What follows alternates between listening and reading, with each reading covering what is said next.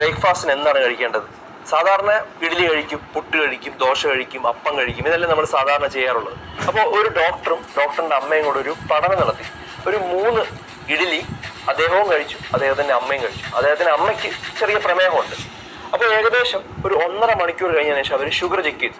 ആദ്യം കഴിക്കുന്നതിന് മുമ്പുള്ള ഷുഗർ രണ്ടുപേർക്കും 98 99 ആണ്, 98 മില്ലിഗ്രാം.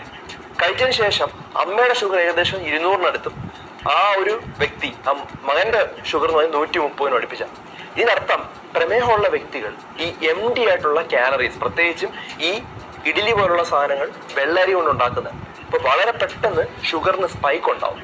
അത് കൺട്രോൾ ചെയ്യാൻ ശരീരത്തിനാകില്ല. അപ്പൊ അതുകൊണ്ട് ഇത്തരത്തിലുള്ള ആളുകൾ എന്താണ് ചെയ്യേണ്ടത്? ഇതിനോടൊപ്പം പ്രോട്ടീനും കൂടെ ഉൾപ്പെടുത്തി ആഹാരം കഴിക്കുക. 3 ഇഡ്ഡലിക്ക് പകരം 2 ഇഡ്ഡലി ആക്കുക. 2 മുട്ടയുടെ വെള്ളയോ അല്ലെങ്കിൽ മുട്ട മൊത്തമായിട്ടോ കഴിക്കുക. അങ്ങനെ ആയാൽ എന്ത് ചെയ്യും? പ്രോട്ടീനും കൂടെ ആകുമ്പോൾ ഷുഗറിന്റെ സ്പൈക്ക് ഇത്രയും ഹൈ ആയില്ല. ഇത് തന്നെയാണ് നമ്മളും പാലിക്കേണ്ട ഒരു കാര്യം. നമ്മൾ ആഹാരത്തിനോടൊപ്പം, പ്രത്യേകിച്ച് ബ്രേക്ക്ഫാസ്റ്റിനോടൊപ്പം ഒക്കെ നമ്മൾ പ്രോട്ടീനും കൂടെ ഉൾപ്പെടുത്തുക. മുളപ്പിച്ച പയർ, പുഴുങ്ങിയ കടല, മുട്ട പോലുള്ള ആഹാരങ്ങൾ ഉൾപ്പെടുത്തുക. ഇത് ധാരാളം ആളുകളുടെ അറിവിലേക്ക് ഷെയർ ചെയ്ത് കൊടുക്കുക.